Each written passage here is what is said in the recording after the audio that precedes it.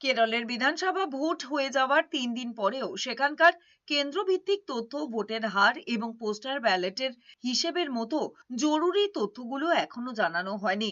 এ রাজ্যে ভোটের পর তারই আশঙ্কার কথা বলে নির্বাচন কমিশনে গিয়েছে তৃণমূল।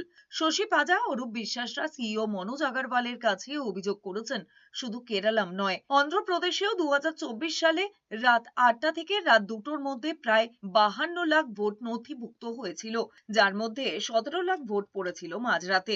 এই অনিয়মের মধ্যেও ব্যাখ্যা দেয়নি নির্বাচন কমিশন।